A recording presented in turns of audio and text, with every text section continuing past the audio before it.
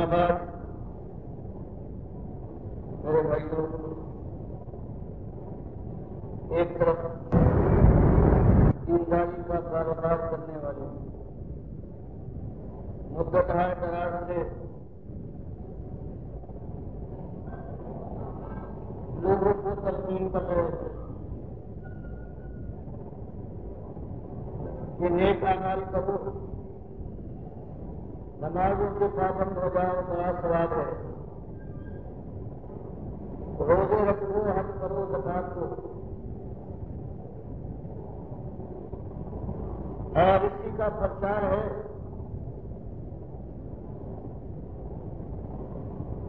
لیکن وہ اصلی بات جس کے بغیر کوئی عمل اللہ کے یہاں قبول نہیں کیا جائے گا، اس پر پردہ ڈالتے ہیں۔ اس لیے وہ جانتے ہیں کہ اگر ہم نے اس پردے کو فاش کیا تو دنیا اور معاشرے میں ہمارے لیے کوئی جگہ باقی نہ رہے گی، اور بدقسمتی سے یہ وہ گروہ ہے جس کو سوائے دین بیچنے کی اور دنیا کے لیے دین کو استعمال کرنے کی اور کوئی اس کے اندر طاقت نہیں ہے، اور یہ شہر کاروبار اس کے اندر ہمیشہ اس کے لیے خیر نظر آتی ہے، کبھی کوئی مشکل پیش نہیں آتی۔ وہ اس کی ٹھنڈی سب پر چلنا چاہتا ہے، اور باتوں کو یہ خیال یہ ہے کہ ہاں اس کے پہلے جو کچھ ہو رہا ہے صدیوں سے ہوتا آیا ہے، وہ بہرحال ایمان کی بات نہیں ہے۔ اب اگر اسی بات کو کچھ لوگوں نے اللہ کی توفیق سے کھولنے کی کوشش کی ہے تو آپ دیکھتے ہیں کہ ہر طرف سے آوازیں اٹھ رہی ہے کہ یہ انداز دعوت اور یہ انداز اسلامی۔ بات کرو، اپنی بات کہتے ہو کہ یہ حق ہے، یہ حق ہے، یہ بات بری ہے، لیکن متعین طور پر کچھ لوگوں کو جن کے اوپر قوم اعتماد رکھتی ہے ان کے اوپر انگلی رکھ کے بتانا کہ یہ وہ ہے کہ جو تم جن کے متعلق خیال کرتے ہو وہ تمہاری غلط فہمی ہے، تم ان کو اپنا رہنما، اپنا خیر خواہ کر جانتے ہو، لیکن یہ وہ ہے جنہوں نے ان کو راستے سے ہٹایا ہے اور ہمیشہ کی بربادی کو تمہارے جو باپ دادا گزر چکے ہیں ان کو اسی بربادی سے سپرد کیا ہے، اور تمہارے لیے بھی یہی ایک انجام ہونے والا ہے اگر تم آنکھ بند کر کے ان کو اسی طرح سے مانتے رہے جیسے قوم کے لوگ اس سے پہلے صدیوں سے مانتے آئے۔ ورنہ یہ کام نہ کرو، یہ کام کرو گے انتشار پیدا ہوگا، علماء سے ٹکراؤ ہوگا، اور جو عقیدے ہیں وہ بفر اٹھے گی، اور اس کے بعد پھر وہ اسلام تمہیں کچھ تھوڑی بہت امید کی ہے جو کوشش کرو گے وہ رائے پائے گا۔ میرا اس طرح سے ان کا کہنا یہ ہے کہ تمہارا یہ انداز کہ پرانی پوری تاریخ کو کھول کر تم یہ بتا رہے ہو کہ صدیوں سے اس امت کے اندر ایمان پر عمل نہیں ہوا ہے، بلکہ جن کا ایمان آئے تم معتبر سمجھتے ہو یہ سارے ایمان سے خالی، اور یہ اولیاء اللہ کی بجائے یہ اولیاء شیطان تھے۔ لوگوں کا کہنا یہ ہے کہ یہ انداز اسلام ہی ہے، اس طرح سے اسلام ہی ہوا کرتے، حالانکہ پورا قرآن یہ بھرا ہوا ہے کہ تم دنیا کی جذبات کی نہ رعایت کرو گے نہ باپ دادا کے انداز کو سراہو گے، بلکہ تمہارا ایک کام ہونا چاہیے، اگر تم ایمانداری کا دعویٰ کرتے ہو تو بات کو پوری طرح سے کھول کر بغیر کسی لین دین اور مداحمت کے دنیا والوں کے سامنے لے آؤ۔ اب اس کے بعد کون بگڑتا ہے، کون ناراض ہوتا ہے، کون رشتے ہیں کہ کون سے رشتے ٹوٹتے ہیں، تمہاری دنیا کے اوپر کیا بیتتی ہے، تمہاری معاش کیسے تنگ ہوتی ہے، تمہارے جسم جان کو کیسے پریشان کیا جاتا ہے، تو تو اللہ کا بیان ہمیشہ یہی ہے، اور قرآن سے یہی میں آج ثابت کرنے کی کوشش کر رہا ہوں کہ اللہ کے بندو یہ دنیا میں جو آج یہ ہنگامہ برپا ہے کہ یہ کیا چیز ہے جو گزر گئے وہ گزر گئے. اب ان کی بات کو لانے کے بعد یہ چیز کو پھر سے تازہ کیا جا رہا ہے، یہ نہ ہونا چاہیے. اعلیٰ مالک کا جو کہنا ہے یہ قرآن کی وہ آیتیں ہیں جو مکے میں نازل ہوئی، جوان مردوں نے ان کو قبول کیا، ایمان کو اصل بنایا، اپنے عیش اور اپنی جوانی کی امنگوں کا انہوں نے گلا گھونٹ دیا. ایمان کے بعد پھر بے ایمانی سے کسی موقع پر انہوں نے مداحمت کر کے میل جول کرنے سے انکار کر دیا. ہر جگہ ایک ہی ہنگامہ بڑھتا ہے کہ یہ ایمان ہے اور یہ بے ایمانی ہے، یہ توحید ہے، یہ کفر، یہ شرک ہے، یہ حرام ہے، یہ حلال ہے، یہ دنیا پرستی ہے یا آخرت پسندی ہے.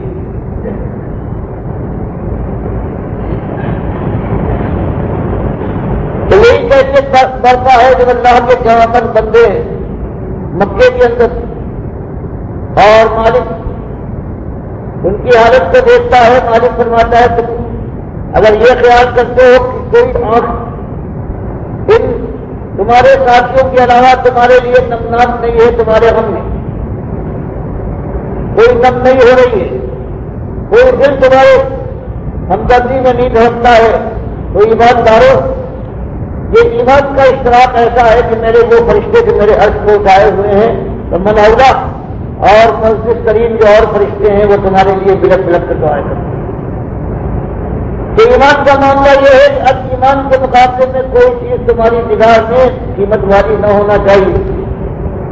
اور جس ورش پر آج تم گامزن ہو اس پر جمے رہو چاہے کچھ ہو جائے. تمہاری فرماتا کل یہ نبی صلی اللہ علیہ وسلم سورہ زمر کی آیت مکے میں اتری، یا عبادی الذین آمنوا اتقوا ربکم، کہ وہ بندو جو کئی ایمانوں میں خلوص کے ساتھ ایمان لائے ہو، اللہ کا تقویٰ اختیار کرو. مالک کی ایک ایک بات کے اوپر عمل کرنا ہے، اب یہ نہیں سوچنا ہے کہ اس کا انجام کیا ہوگا اور کیا خمیازہ بھگتنا پڑے گا. ایمان اور تقوی کی چادر سے لکھتے ہو اور یاد رکھو کہ اللہ تمہیں کسی وقت اپنی نگاہ سے الگ نہ کرے گا، اس کی رحمت تمہاری طرف ہمیشہ متوجہ رہے گی. اور جو اس طرح سے للذین احسنوا فی ہذہ الدنیا حسنہ، یہ اللہ کے وہ بندے جو اس سبق پر قائم رہیں گے، اللہ کی رحمت اس دنیا میں ان کی طرف متوجہ ہوگی، اور ان کی جوابی کے سلسلے میں جب پورے معاشرے سے وہ ٹکرا جائیں گے، جب ان کا اپنا گہوارہ ان کو برداشت کرنے سے انکاری بن جائے گا، جب ان کی زمین بیگانہ بن جائے گی، جب ان کے آسمان اس پر سایہ کرنے سے انکاری بن جائے گی، جب رشتے ناطے ٹوٹ جائیں گے، اور جب اپنے ماحول میں قدم جمائے رکھنا ممکن نہ ہوگا، تو مالک فرماتا ہے یہ کوئی اندیشے کی بات نہیں ہے. قدم آگے بڑھنے کے بعد پیچھے نہ ہٹنا چاہیے. پرواہ کس بات کی جواب مردو وارض اللہ واسعہ، وارض اللہ واسعہ، اللہ کی زمین بہت وسیع ہے. اگر ایمان کے لیے اپنے گھر بار کو، اپنے اظہار اقارب کو، اپنے پرانے بچپن کے یادوں تک کو، ماحول کو، ہر چیز کو لازم ماننا پڑے تو کچھ پرواہ نہ کرو. ایمان کے راستے میں کوئی کمی پیدا نہ کرنا، تمہارا قدم پیچھے نہ ہٹے اور نہ ہٹے، اور اس کے بعد تم پر شدت کی الزام پر الزام لگائے جائیں تو اس سے مایوس ہو کر گھبرانے کی بجائے اس پر فخر کرو، اللہ کا شکر ادا کرو. یہ اللہ کے وقار کے لیے، اپنے ایمان کے لیے یہی انداز ہے جو جوانوں کا ہونا چاہیے. اور فرمایا یہی مضمون ہے ثابت، انما یوفی الصابرون اجرهم بغیر حساب. ایمان کی بات سمجھ کر اپنے ماحول کے اندر اس کے خلاف آواز اٹھاؤ، مارکا برپا کرو. اور اگر یہ خیال ہو کہ یہ زمین اب میرا بات مال اٹھانے سے انکاری ہونے والی ہے تو فرمایا تم پر بنا. انما کیونکہ اللہ کے یہاں جس ایمان کی قیمت ہے وہ قیمت وہ ہے ایمان جو صبر کے ساتھ مخالفت کے اندر جمع رہے اور گھبرا کر مغلوب ہو کر قدم کو پیچھے نہ لایا. ہمت بنائی انما یوفس صابرون اجرہم بغیر حساب. تو جواب مردوں جمے رہو اور صبر کے ساتھ اللہ کی بندگی کا جو رویہ تم پیش کر رہے ہو اس میں کمی نہ آئے اور یقین رکھو کہ مالک کے یہاں تمہارے سب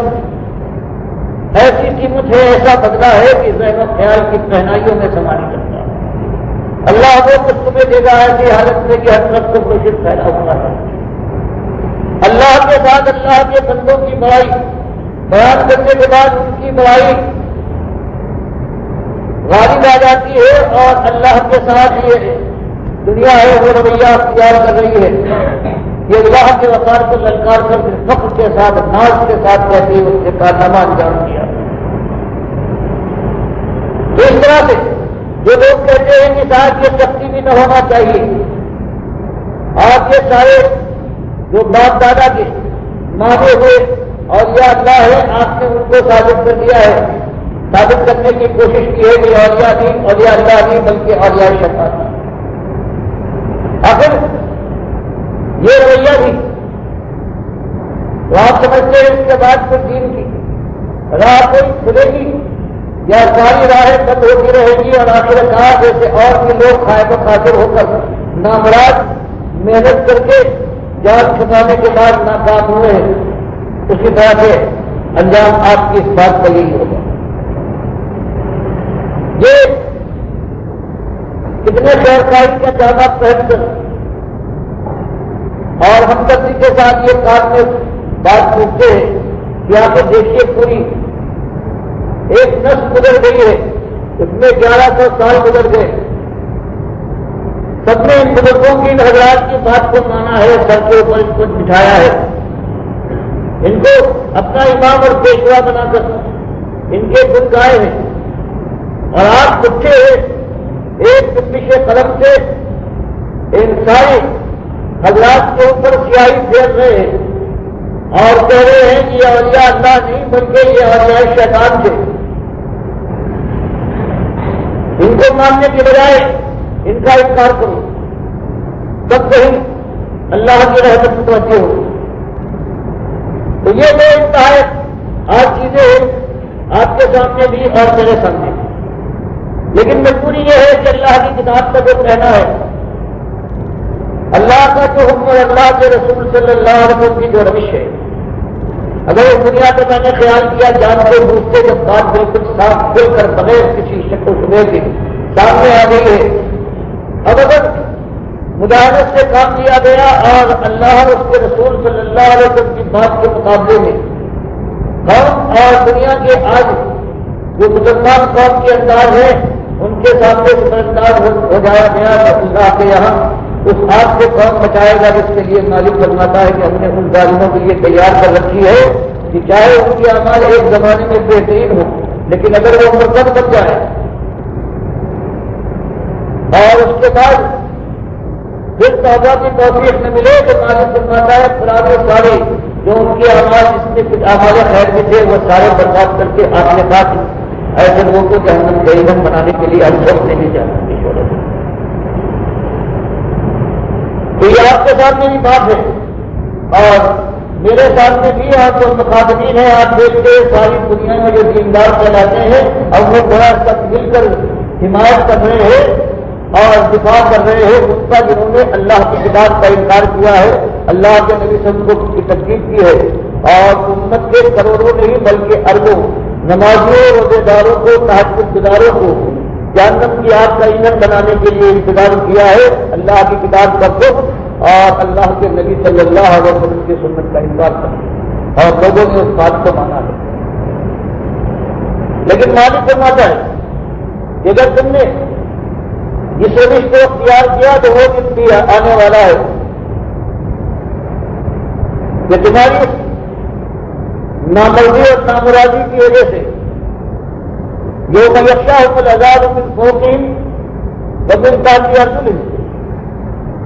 وذوقوا ویقول ذوقوا ما کنتم تعملون. مالک فرماتا اس طرح سے بڑھتے بڑھتے بات دل میں اتر بھی گئی ہے، صرف دنیا کا خیال کر کے اس سے محروم ہو کر یہ دھارے کے خلاف چلنا مشکل ہے، اور ایک مجمع جا رہا ہے ایک طرف، اب اس سے کہاں تک چل کرو گے؟ فرمایا ہمت ہار جاؤ، اور اگر ہمت ہار گئے تو سمجھو کہ تم نے اپنے کو برباد کر لیا، وہ دن آنے والا ہے کہ جب ایسے لوگوں کو عذاب یہ لے گا اوپر سے بھی زمین کی ارجلیں ہی اور ان کے پیروں کے نیچے سے بھی یقول ذوقوا ما کنتم تعملون، اور یہ جو ایماندار سمجھے جاتے تھے اللہ کی راہ میں، جنہوں نے اس بات کو سچی بات کو اٹھایا کر دیا تھا، لیکن دنیا کے دباؤ زور کو برداشت کر پائے۔ فرمایا اس وقت کی عذاب میں چیخیں گے توبہ باللہ کر رہے ہوئے، کہا جائے گا اس عذاب کا مزہ کچھ لگو، یہ تمہارے اپنے کرتوت ہیں، بات سمجھ میں آ گئی، اس قدم تم نے آگے کہا ہے تبدیل کی طرف، لیکن رکاوٹوں کے سامنے تم نے جگہ ڈال دی اور ہمت ہار گئے، تو اس کے بعد اب ہمیشہ ہمیشہ کے لیے یہی تمہارے ساتھ ہوتا رہے گا، اس میں کمی کی بجائے اس کے اندر اضافہ اللہ کی طرف سے برابر کیا جائے گا، اور کمی چین کا ایک لمحہ ہمارے پاس سے نکلے گا۔ اس کے بعد مالک نے یہ بیان کرنے کے بعد جو ہمت والوں کی ہمت بڑھائی کہ یا عبادی الذین آمنوا، یہ حالات اللہ کو معلوم ہے، تمہاری جوان مرضی کے سلے میں آج تمہاری قوم اور تمہارا خود اپنا گہوارہ تمہارے عزا اور اقارب تمہارے ساتھ کیا سلوک کر رہے ہیں۔ اس مکے کے اندر اس زمین پر ٹھہرنا تمہارے لیے ممکن نہیں ہے، اپنے گھروں اور حویلیوں میں تو داخلے کا سواری پیدا کیا، تو جوان مکے اور جوان مرضی کا انداز اختیار کرتے رہو گے تب سن لو کہ وہ تمہیں عجب ملے گا کہ تمہارے ذہن و خیال کے اندر سما نہیں سکتے۔ یہ بیان کرنے کے بعد یا عبادی الذین آمنوا ان ارضی واسعۃ فایایا فاعبدون،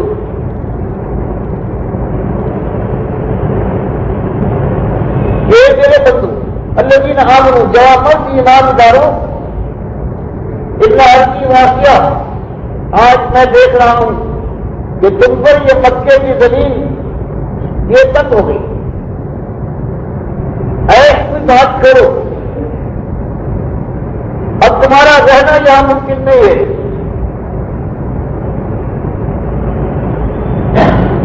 تو کچھ کروانے یہ ایمان کے لیے یہ کوئی بڑا قدم نہیں ہے۔ انار کی واسعہ، چھوڑو زمین کو، چھوڑو اس کو،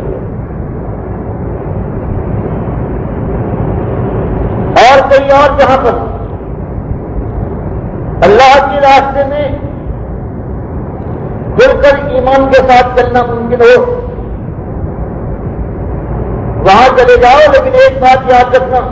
سیاح یا فاضلون، اصلی مسئلہ یہ ہے کہ صرف میری بندگی ہوگی، میری غلامی کرو گے، اور کسی اور کی غلامی کا کبھی خیال بھی نہ ہوگا کہ چلو اس تنگی کے اندر کچھ ان کی ہاں میں ہاں ملا دیں یا آواز میں کمی پیدا کر دیں، کچھ نرمی آ جائے، تو کچھ دنوں کے لیے اس ماحول کے اندر گنجائش پیدا ہو جائے گی۔ فرمایا یہ رنگ اگر اختیار کرو گے تو کل نفس ذائقۃ الموت، سیاح فاضلون کی بجائے صرف میری بندگی ہے، اس کا وہی انداز گھٹنے کی بجائے اس کے اندر اور اضافہ آتا جائے، ورنہ آخر کار اس دنیا میں ہو سکتا ہے اپنی مرضی کے مطابق یا اپنی کوشش کے ذریعے سے کچھ جگہ بنا لو، لیکن کتنے دنوں کی بات ہے کل نفس ذائقۃ الموت، آخر موت تو پھر بھی آئے گی، اور یہ تمہارا یہ رویہ کہ ایمان کے بعد تم نے اپنی دنیا کے لیے گنجائش پیدا کرنے کے لیے ماحول سے سازگاری کی کوشش کی ہے، تو یہ دور بھی کچھ دنوں کے بعد ختم ہو جائے گا، اور پھر لاچار اور لامحالہ ثم الینا ترجعون، پھر اس کے بعد ہمارے پاس آؤ گے، اور پھر اس کے بعد ہم خبر دیں گے۔ تو یہ وہ چیز ہے جو مکے کے اندر جوابوں کا معاملہ ہے، اور بات یہی کہی جا رہی ہے، وہ اللہ تعالیٰ پروردگار عالم کا کہنا یہ ہے کہ ایمان اور ایمان کی بات کو کھول کر دنیا والوں کے سامنے لاؤ، چاہے حالات کچھ ہو جائے۔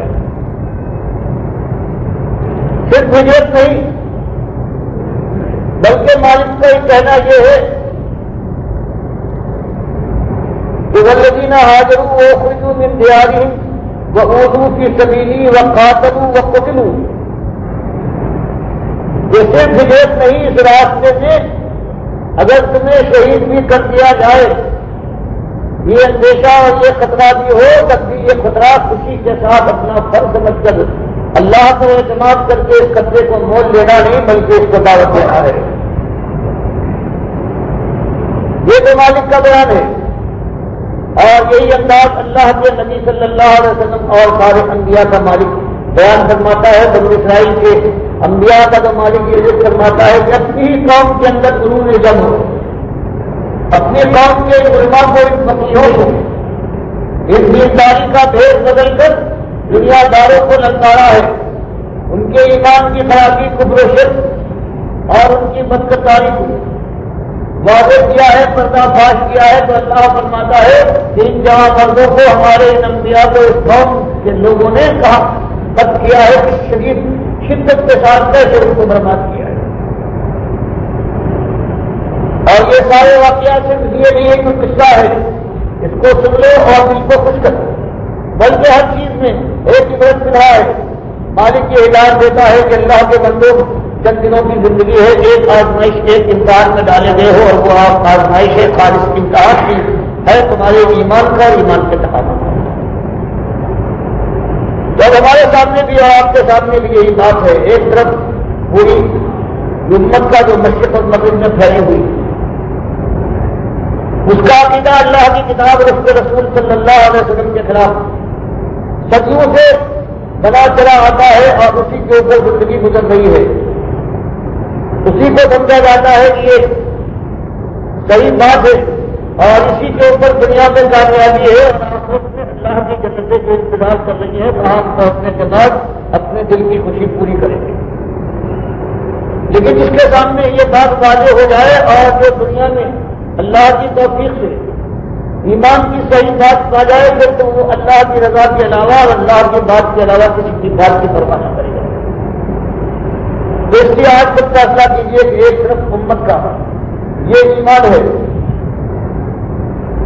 کہ اللہ کے نبی صلی اللہ علیہ وسلم نے ان کے اندر خدائی کی صرف صفات ہی نہیں پوری امت مانتی، ایک بغیر کسی استثناء کے، کہ اللہ اگر یہ کہے کہ اللہ لا الہ الا ہو، کہ اللہ ہی الہ ہے، اس کے علاوہ کوئی الہ نہیں، تو کہتے نہیں امت کا جو سب سے بڑا ایک گروہ ہے اس کہتا نہیں الہ اللہ کے نبی صلی اللہ علیہ وسلم کو الہ ہے۔ یہ مختار کل ہے، یہ معلوم بھی ہے اور مختار بھی ہے۔ اللہ اگر یہ فرمایا الحی القیوم کہ مالک کی زندہ ظاہر ہے، ہمیشہ سے کہا ہمیشہ رہے گا، تو کہا جاتا ہے نہیں اللہ کے نبی صلی اللہ علیہ وسلم کی موت نہیں ہے، اس بات کو کہتے ہیں کہ آپ کی روح نہیں نکلی آپ کے جسم سے۔ جنہوں نے اس کو مانا بھی ہے وہ بھی بیان کرنے سے ایک لمحے کے لیے صرف قانون خداوندی کو پورا کرنے کے لیے وہ تو نکلی ہے، لیکن اس کے بعد پھر آپ الحی ہیں اور اس قبر کے اندر مدینے کی قبر میں حاضر ناظر ہے، اور اگر چاہے تو باہر نکل کر کبھی خاص میں آ کر کسی کو بتا جاتے ہیں، اور کبھی کسی کا جنازہ بھی پڑھتے ہیں، اور کسی کا حالت کبھی یہ ہوتا ہے کہ میادوں تک میں تشریف لے آتے ہیں۔ امت کے اندر مختلف جو گروہ ہیں انہوں نے اللہ کی کتاب اور اللہ کے نبی صلی اللہ علیہ وسلم کے ساتھ یہ سلوک کیا ہے، اور ان سے بڑے فہرست ہیں، کیونکہ تاریخ اس بات کو بیان کرتی ہے کہ 200 سال تک اور کتنے پیدا ہوئے ہیں۔ جب وہ قدر کے آئے ہیں معتزلہ پیدا ہوئے ہیں، خارجیوں نے، لیکن ایسا شدید جتنا جو ایمان کے اوپر ایسا شدید ڈاکہ ڈالے کوئی اس سے بچ نہ سکے۔ وہ 30 صدی کے شروع میں ہوا ہے امام احمد بن حنبل کی کوشش سے، اور اسی چیز سے جس سے اللہ کے نبی صلی اللہ علیہ وسلم نے ڈرایا تھا اپنے بستر مرد پر بھی، اور حضرت جندب کی مسلم کی روایت میں کہ 5 دن پہلے بھی آپ نے یہی بات کہی تھی کہ یہی خبریں ہیں جو اہل کتاب امتوں کو شرک کی طرف لے جاتی ہے اور لوگوں کو مشرک بنا کرتی ہے۔ تم دیکھنا پچھلی قوموں کی طرح سے ان قبروں کی پوجا نہ کرنا، یہ بات رہی ہے اور 2 صدیاں تک گزر گئی ہم کے ساتھ اور فتنے پیدا ہوئے ہیں، لیکن یہ اصلی فتنہ جو نبی صلی اللہ علیہ وسلم نگاہ میں ایسا شدید تھا کہ عائشہ بیان فرماتی ہے کہ آخری بستر مرد کے اوپر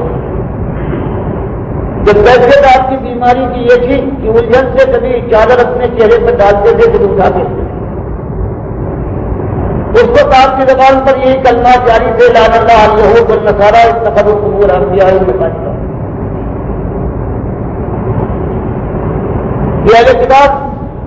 یہود اور نصارہ کی گروہوں کے اوپر اللہ کی لعنت ہو، انہوں نے شرک کو اختیار کیا ہے اور قبر پرستی کے ذریعے سے اپنے اولیاء اور انبیاء جن کو یہ مانتے تھے ان کی قبروں کو پوجا شروع کر دی اور پھر ان کے اندر وہی اللہ کی لعنت شرائط کر گئی کہ پھر کبھی نہ سمجھ پائے۔ تو اندازہ لگائیے کہ وہ شخص جنہوں نے سب سے پہلے شیعوں سے، یہ شیعہ ہے وہ جنہوں سب سے پہلے یہ عقیدہ ایجاد کیا ہے، ان کی کافی کے میں نے ثبوت دیے ہیں فوٹو کے ذریعے سے یاد دیکھتے، ان کا عقیدہ یہ ہے کہ سب سے پہلے انہوں نے اس قبر پرستی کی بنیاد پر اور قبر پرستی کی بنیاد یہ ہے کہ جو یہاں مر جائے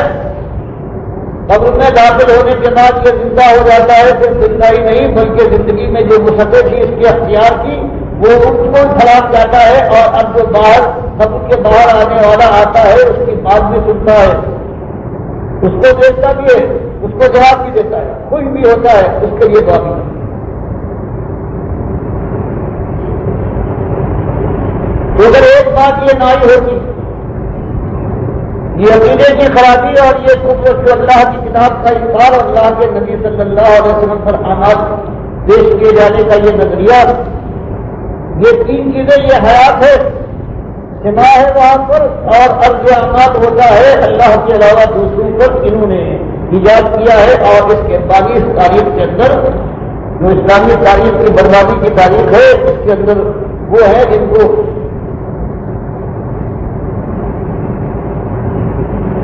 ایک فتنے کا دور ملا ہے اور وہ فتنہ تھا جو مامون رشید سے کے زمانے سے اٹھا ہے،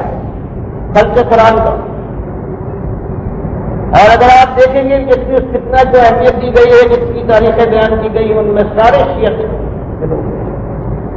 اس فتنے کو اس قدر انہوں نے پڑھا کر دکھایا ہے کہ جو اس میں نوح مارے گئے ہیں اس فتنے میں خود ہی بیان کرتے اس کا کہیں ذکر نہیں ہے، اور جن کے اوپر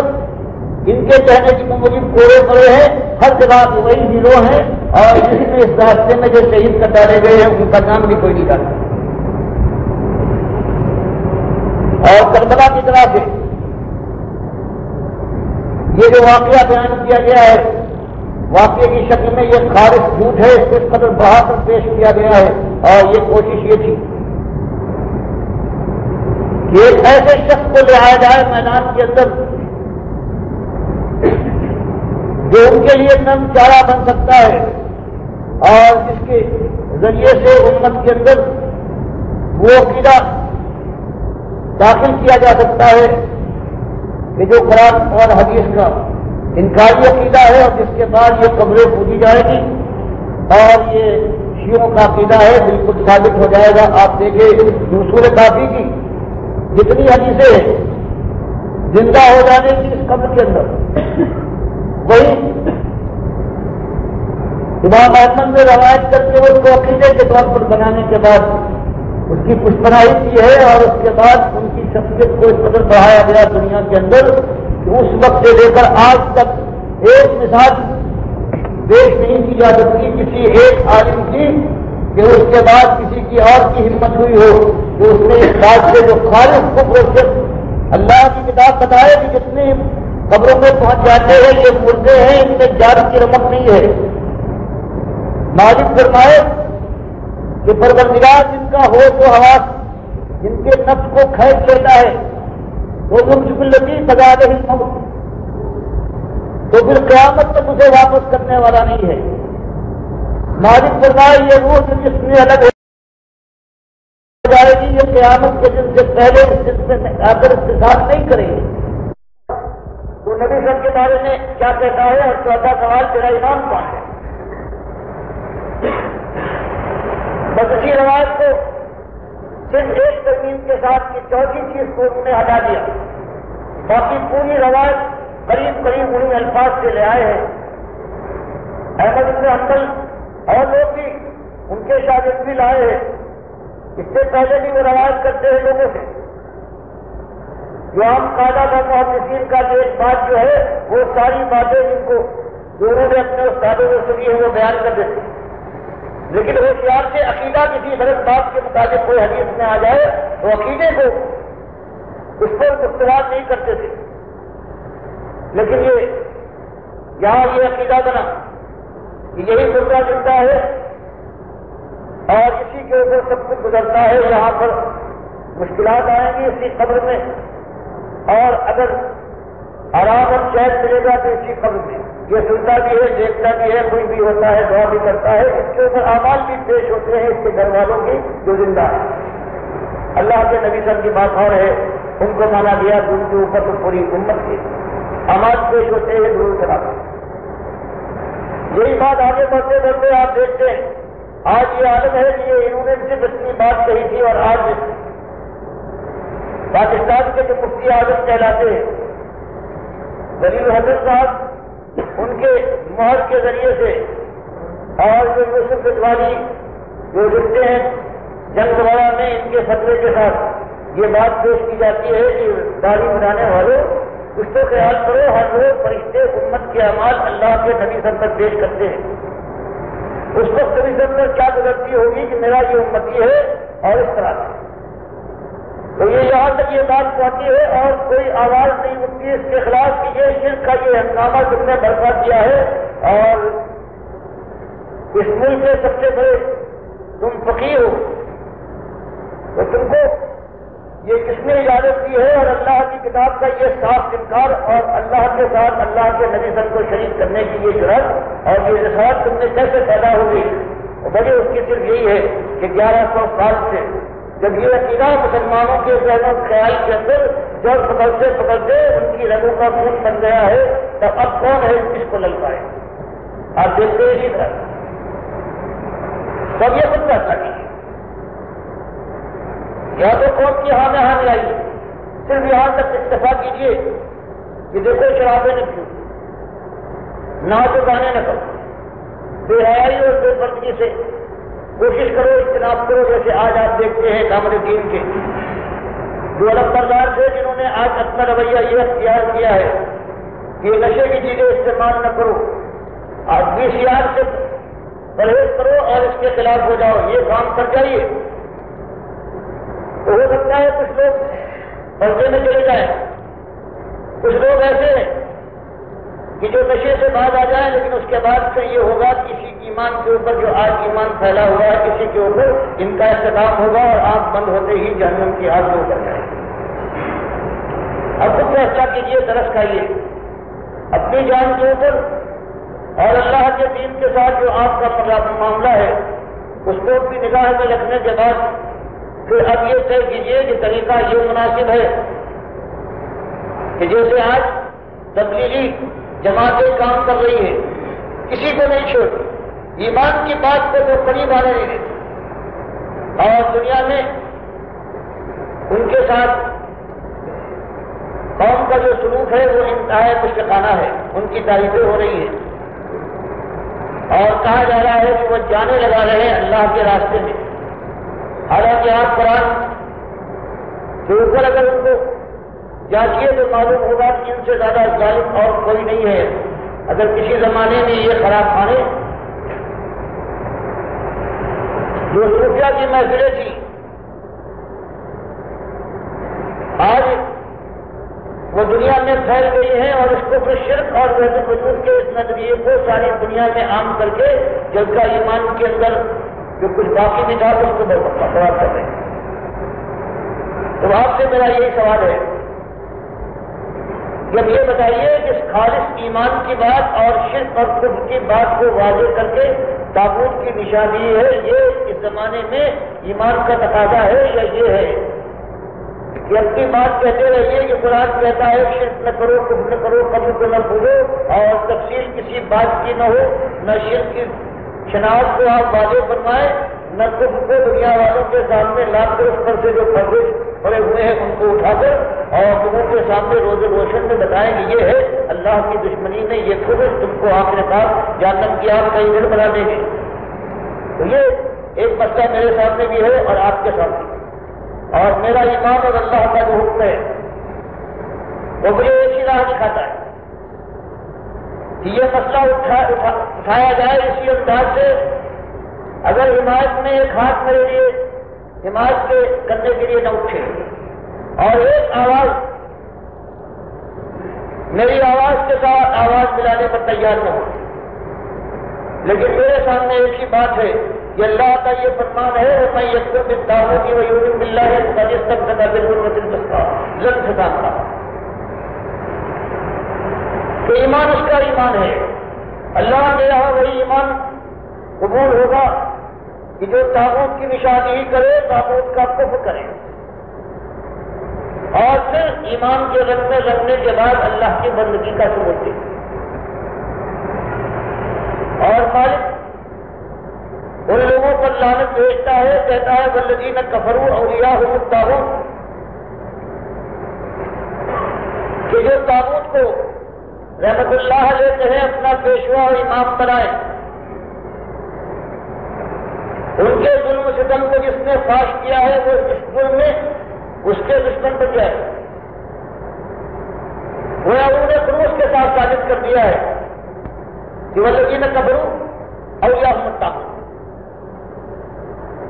مالک فرماتا ہے جو کافر ہیں وہ طاغوت کو اپنا ولی اور پیشوا بناتے ہیں، اپنا امام بناتے ہیں. اور اسی طرح سے والذین کفروا یقاتلون فی سبیل الطاغوت، یہ بھی اللہ کا فرمانا ہے کہ وہ صرف ان کو پیشوا نہیں بناتے بلکہ ان کی حفاظت کے لیے، ان کی مدافعت کے لیے اور ان کی حمایت کرنے کے لیے وہ ان کے راستے میں، طاغوت کے راستے میں وہ جہاد کرتے نہیں بلکہ قتال کرتے ہیں اور اپنا سارا زور لگا دیتے ہیں ان کی خدائی کے اوپر کوئی آج نہ آئے اور اللہ کی کتاب اور اللہ کے نبی سب کی بات آگے نہ پہنچے. تو آج اس ملک کے اندر یہی معاملہ پیش ہے اور آہستہ آہستہ یہ بڑھتا جا رہا ہے. اب آپ سے اپنے لیے بھی یہ فیصلہ چاہتا ہوں کہ آپ مجھے کیا کرنے کا حکم دیتے ہیں، اور خود میں آپ سے یہ کہتا ہوں اپنے متعلق بھی سوچ سمجھ کر فیصلہ کیجیے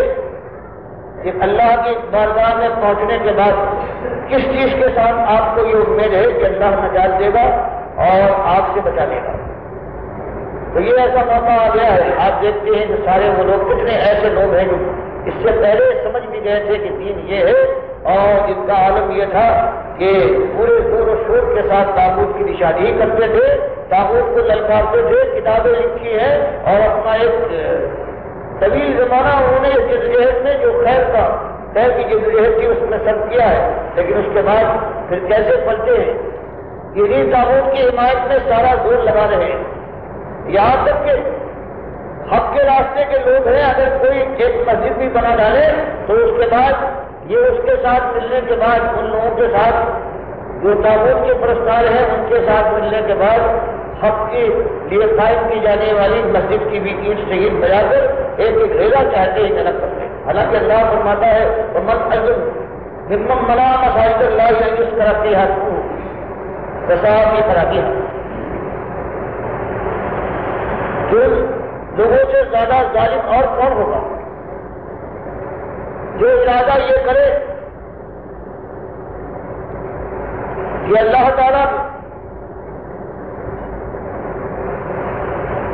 جہاں نام لیا جانے والا ہے، جہاں پر اللہ کی پکارے ہے، وہاں پر اللہ کا نام نہ لیا جائے، اور ایسی جگہوں کی بربادی کے لیے وہ کوشاں ہو جائے۔ بلکہ دنیا میں ظالم تو بہت ہوتے ہیں، لیکن یہ سب سے زیادہ اظلم ہے، یہ ظالم ترین ہوتے ہیں۔ حالانکہ اولئک کا ما کان لهم يدخلوها الا خائفین، حالانکہ یہ مسجدیں وہ جگہ تھی جہاں اگر ان کے اندر ایمان کی رمق بھی تھی تو یہ خود ڈرتے ہوئے جاتے ہیں،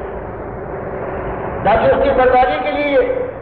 اپنی جان لگا رہے ہیں اور برباد کرنے والوں کے حامی و ناصر نہیں بلکہ ان کے سرپرست کریں۔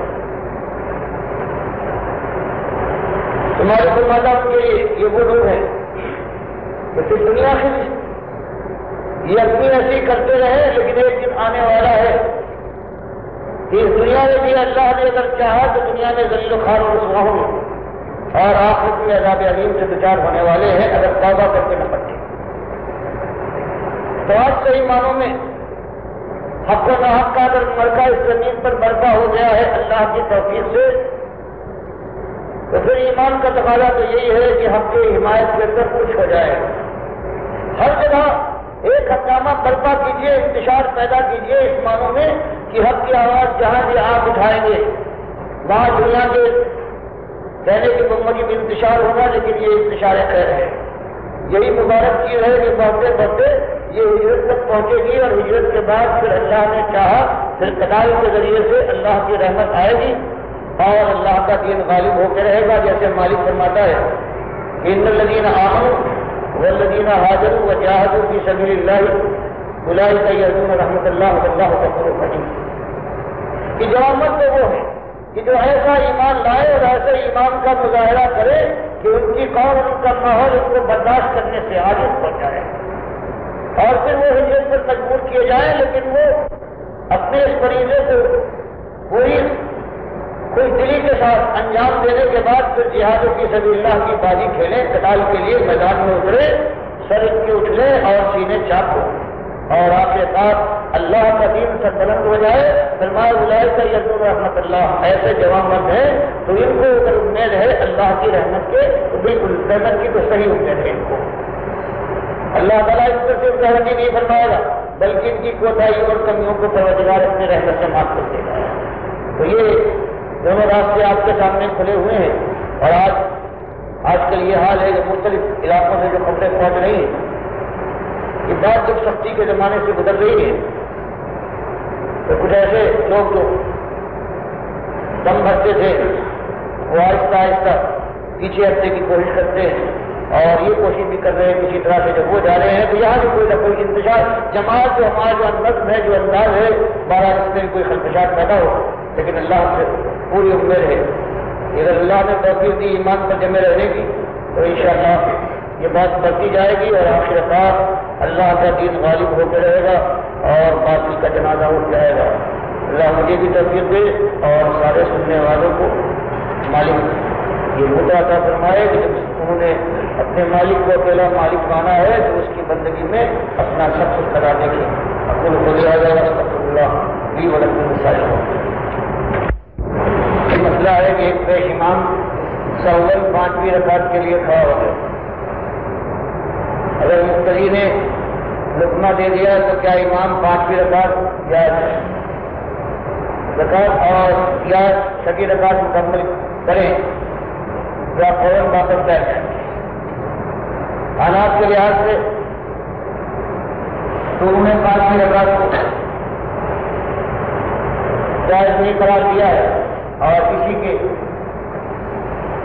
رد میں امام بخاری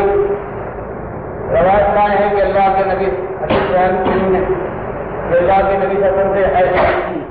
شام ہو گیا تو آپ بیٹھنے کے بجائے آپ نے 5 رکعتیں پوری کی اور اس کے بعد جیسا،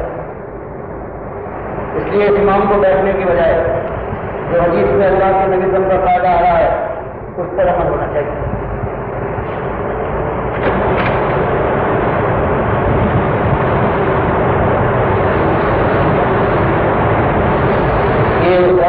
سوال ہے آپ محرم کی 9ویں اور 10ویں کے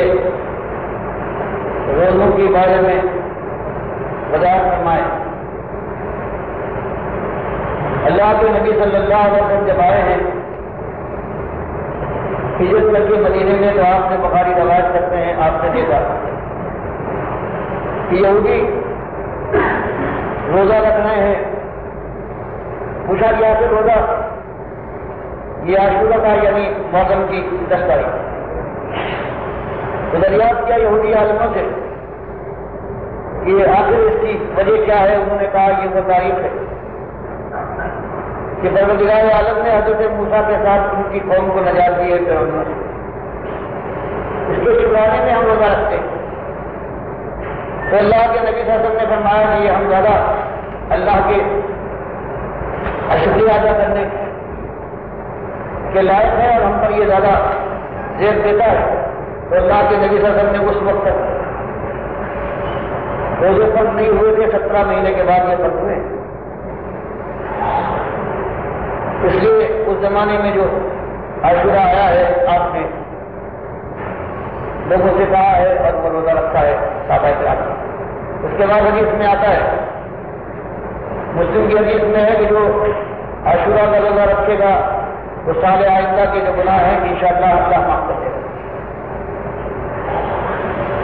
اور یہ بھی آتا ہے کہ آپ نے فرمایا کہ روزہ جو رکھنا چاہے تو اچھا ہے اور جو رکھے تو لا حرج, اور ایسی کوئی سختی نہیں ہے. لیکن آپ نبی صلی اللہ علیہ وسلم اس روزے کو رکھتے تھے, لیکن آخری سال وفات سے پہلے آپ نے یہ فرمایا ہے کہ لئی مکئی الا قابل لاسو منت تاسع, کہ اگر میں آئندہ سال تک زندہ رہا تو میں ضرور بالضرور نبی کروں گا. اس کے اندر اس کی تعبیر اور اس کی شرح میں اختلاف ہو گیا. بعض افراد کا کہنا یہ ہوا کہ آپ نے یہ جائز بتایا ہے کہ یہودی جو کرتے ہیں اس کے خلاف بہرحال کرنا ہے تاکہ جو ان کا روح دنیا میں چھایا ہوا ہے مدینے کے قریب کی آبادی میں وہ باقی نہ رہے. اور بعض نے کہا ہے کہ اس سے مراد یہ ہے کہ اس میں ایک طرح کی میں تبدیلی پیدا کروں گا کہ 10ویں بھی رکھوں گا اور نبی. اور بعض کا کہنا یہ آپ کا ارادہ یہ تھا کہ آپ نبی کو رکھیں گے 10ویں کے بجائے, لیکن اس شرط کے ساتھ اگر میں آئندہ سال تک زندہ رہا اور آپ کو مہلت نہ ملی اور آپ ایسا نہیں کر پائے, اس لیے مناسب یہی ہے کہ 9 کے بجائے 10 کا روزہ جو پہلے عاشورہ کا ہوتا آیا ہے اسی پر قناعت کی جائے.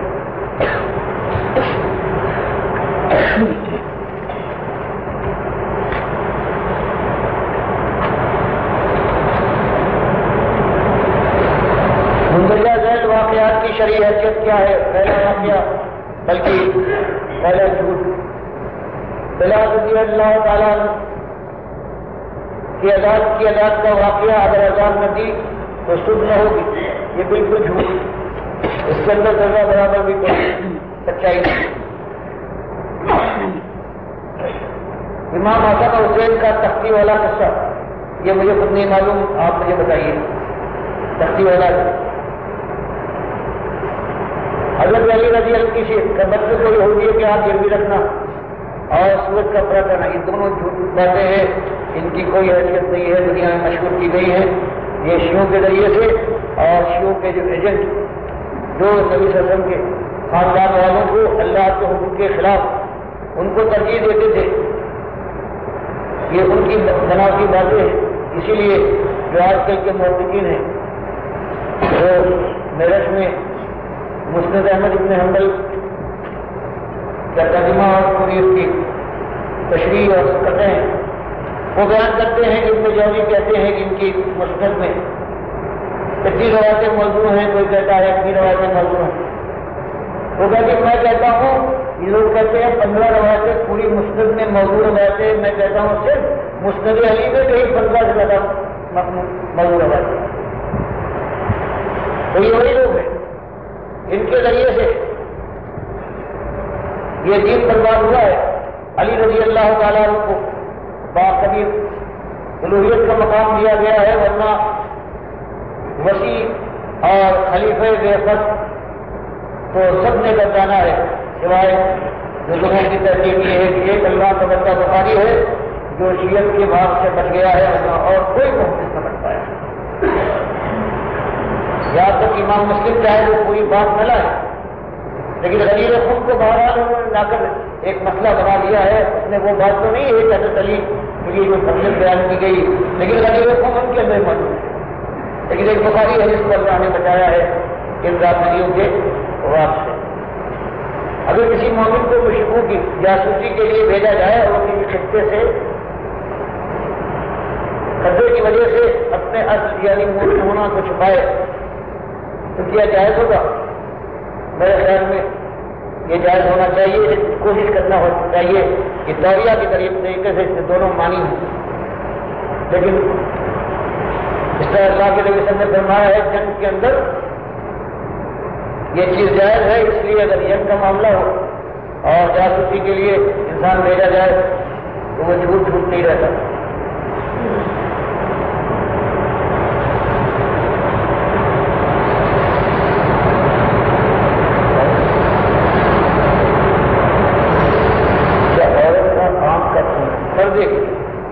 پردے کے بارے میں شریعت کیا ہے؟ چہرہ بدو اور حضرت عمر رضی اللہ تعالیٰ عنہ سے جو تشریح آتی ہے کہ جو مدینہ میں جو بچی آئی ہے شرماتے موسیٰ علیہ السلام سے بتا کہنے کے لیے کہ باپ آپ کو بلا رہے ہیں، وہ اسی طرح سے کہ وہ پردے میں تھی، صرف آنکھ ایک آنکھ کے پاس ایک سوراخ اس سے دیکھ کر کوئی چل سکے۔ جو صحابیات کا انداز ہو گیا تھا نبی صلی اللہ علیہ وسلم کے زمانے میں، اس کے بعد فرمایا یہ ہے پردے کی ایک حد۔ جب گھر سے باہر غیر محرموں میں کوئی آئے تو خاتون کے لیے پورے پردے کے ساتھ آنا یہی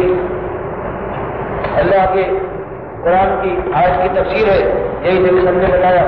یہاں تک کہ سورہ نور میں یہ آ گیا اگر پیر میں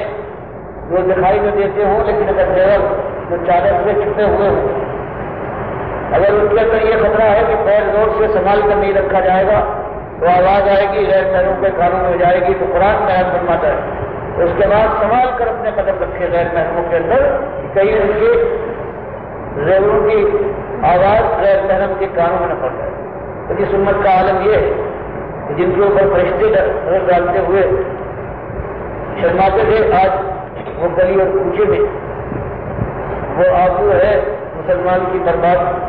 مسلمان نہیں بلکہ اس نام نہاد مسلمان امت کی برباد ہے، اور ان کی مائیں اور بہنیں یہودیوں اور ہندوؤں اور عیسائیوں کے بستروں پر آزادی جما رہے ہیں۔ جیسا کہ حدیث میں آیا ہے محمد صلی اللہ علیہ وسلم کا نکاح کس نے پڑھایا تھا اور گواہ کون تھا؟ جو نکاح حضرت خدیجہ کا تھا اس کی تاریخ میں یہ آتا ہے کہ اس زمانے کے قاضی کے مطابق ابو طالب نے وہ نکاح پڑھایا تھا، لیکن حدیث میں واضح نہیں ہے۔ باقی اس کے بعد جو نکاح ہوئے ہیں اللہ کے نبی صلی اللہ علیہ وسلم کے، وہ آپ کی خصوصیت ہے کہ آپ کا نکاح کسی نے پڑھا کر اجازت قبول نہیں کروایا، بلکہ خیبر کی فتح کے بعد حضرت صفیہ قید ہو کر آئی ہیں تو صحابہ کرام نے یہ کہا ہے کہ اب دیکھنا ہے کہ نبی صلی اللہ علیہ وسلم کو مل کے یمین بناتے ہیں، پھر لونڈی بناتے ہیں یا بیوی بناتے ہیں، اور وہ ثابت ہو جائے گا اگر پردہ کراتے ہیں سمجھ لیجیے یہ ان کی بیوی ہیں، اور اگر پردہ نہیں کراتے تو لونڈی ہے۔ اور آخر میں جب آپ نے ان کو پردہ کرایا ہے تب صحابہ کرام جان گئے کہ آپ کی بیوی ہے اور لونڈی آپ نے نہیں بنایا ہے۔ تو اس سے معلوم ہوا کہ وہاں نبی صلی اللہ علیہ وسلم کی یہ خصوصیت ہے کہ آپ کا نکاح جو پڑھایا گیا ہے جب آپ رسول بنے ہیں تو اس میں اس طرح سے اجازت قبول کا نہ معاملہ آیا ہے، نہ حضرت عائشہ کے ساتھ جو مکے میں آپ کا نکاح ہوا اس کا کوئی ذکر ہے، نہ حضرت سودا کے ساتھ جو آپ نے مکے میں نکاح کیا، نہ اس کے بعد کے نکاح۔ حدیث میں آتا ہے کہ محمد صلی اللہ علیہ وسلم نے کہا کہ میری امت میں ہر وقت ایک گروہ ایسا ہوگا جو اکثر ہوگا۔ آپ نے یعنی ڈاکٹر صاحب سب کو مشرک قرار دیا، کوئی نشان دی کرے کون سا گروہ 100 سال 1100 سال ٹھیک آ رہا ہے۔ تاریخ میں اللہ کے نبی صاحب کی یہ بیان نہیں ہے کہ وہ شخص وہ گروہ جو ہے وہ پہچانا بھی جائے گا، اس کی کتابیں بھی ہوں گی اور تاریخ میں اس کا نام سے ذکر بھی ہوگا، بلکہ یہ حدیث کی جو بات ہے بخاری مسلم دونوں کی ایک ہمیشہ قائم رہے گا، لیکن اس کے لیے یہ شرط نہیں ہے کہ سب اس کو جانیں گے بھی اور وہ کتابیں بھی لکھ جائے گا۔ تو 1400 برس کے قریب گزرنے کے بعد میں نے اس کا جواب دینے کے لیے اور یہ دکھانے کے لیے یہ ڈھونڈ کر جو مناظرہ ہے کہ سندھ کی ایسی غیر معروف جگہ میں دیکھو ایک مناظرہ ہوتا ہے اور وہاں بھی 14ویں صدی کے اندر ایسے لوگ بھی ہیں جو خالص حق کی بات کرتے ہیں۔ یہ ثبوت ہے اللہ کے نبی صلی اللہ علیہ وسلم کی جو حدیث ہے کہ ایسا گروہ ہمیشہ موجود رہے گا۔ اس کا ایک مناظرہ آ گیا جس کی وجہ سے ایک ثبوت ملا اور اس مناظرے کے کوئی 40 سال کے بعد اس کا اردو میں ترجمہ ہوا، اس سے پہلے سندھی میں وہ بات تھی۔ ایسے کتنے اللہ کے بندوں کے گروہ گزرے ہیں جنہوں نے قرآن اور حدیث کی اصل کو مانا ہوگا اور جنہوں نے اپنی جان کو بچا لیا ہوگا ان ظالموں سے جو 11 صدیوں سے گزرے ہیں، جنہوں نے قرآن کی توحید کو شرک میں اور سنت کی بات کو بدعت میں تبدیل کر دیا ہوگا۔ جیسے آج 14ویں صدی میں آپ دیکھ رہے ہیں ایاک نعبد و ایاک نستعین، اس کی تفسیر کرنے والے محمود الحسن جن کو دیوبندی کہتے ہیں کہ ہمارے سرمایہ افتخار ہے، یہ بڑے سرسبد ہیں، یہ پہلے دیوبند کے طالب علم ہیں اور ان کی جو تفسیر آتی ہے ایاک نعبد و ایاک نستعین، اس کے اندر لکھتے ہیں کہ بات تو یہ صحیح ہے کہ اللہ ہی کی بندگی ہونا چاہیے اور اللہ ہی کو مدد کے لیے پکارنا چاہیے، لیکن اگر کسی اللہ کے برگزیدہ بندے کو خالص واسطہ رحمت الہی سمجھ کر غیر مستقل قرار کر اگر اس سے بھی ظاہری استعانت کر لی جائے تو یہ بھی صحیح ہے ایاک نعبد و ایاک نستعین کہ گھما پھرا کر کہتے ہیں کہ یا رسول مدد کہنے والے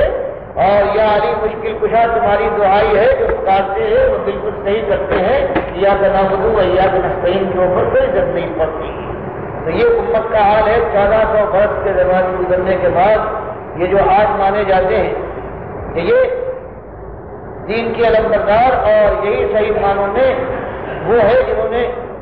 اللہ کے راستے میں جہاد کیا ہے، ان کا کہنا یہ ہے۔ تو جو حضرات اللہ نے جن کو توفیق دی ہے اور ہر ملک میں جو مسلمانوں کے ملک ہیں کہ آپ دیکھ جائیں کہ امام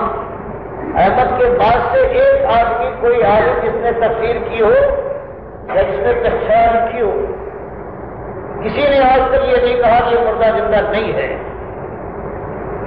کسی ایک نے اس کا نام ہے امام نبی کو لے لیجیے، ابن حبان کو لے لیجیے، ابن تیمیہ کو لے لیجیے، ابن قیم کو لے لیجیے، ابن کثیر کو لے لیجیے، ابن حجر کو لے لیجیے، سب اسی عقیدے کے قائل ہیں اور قرآن سے اسی بات کو ثابت کرتے۔ ایک آج میں نے نئی بات ایک صاحب سے سنی ہے کہ ابن کثیر کے لیے کئی جنگ کے اخبار میں کوئی خبر ہے کہ عرب کے بعض ممالک میں ابن کثیر کی تفسیر کو ختم کر دیا گیا ہے، منع کر دیا گیا ہے، یہ نہیں یہاں چلے گی۔ تو میں نے دیکھا نہیں ہے، آج ایک صاحب کہہ رہے تھے کہ میں دکھا بھی دوں گا اور وہ دکھا نہیں پائے گا، آپ بھی دیکھیے گا جب میں کوئی ایسی بات ہے وہ معاملہ ہے کیا، اسے وہ لوگ بچے کہ جنہوں نے ان تفسیروں سے، ان ظالموں کی تفسیروں سے جو آج امام کہلاتے ہیں، جو اشارے ہیں، جو کہلاتے ہیں کہ یہ وہ لوگ ہیں، یہ مفسر اعظم ہیں اور یہ محدث ہیں، جب ان کے ارد گرد سے جیسے یہاں جو گزرے ہیں محدث دہلوی اور ان کے سارے ساتھی، اسی طرح سے جتنے شارحین ہیں حدیث کے اور جو مفسرین ہیں، ان کی کتابوں میں دیکھ جائیے کہ ہر جگہ اس مسئلے کو انہوں نے امام احمد بن حنبل کے حکم سے ان کے حکم بالکل ان کی مرضی کے مطابق بنا دیا ہے۔ تو صرف وہی بچے ہیں جنہوں نے ان ظالموں کی ان شرحوں سے اور ان کی تفسیروں سے اپنی جان کو بچا لیا ہے اور خالص قرآن اور حدیث کے الفاظ کا جو اصلی جو معنی تھے ان کو قبول کر لیا ہے۔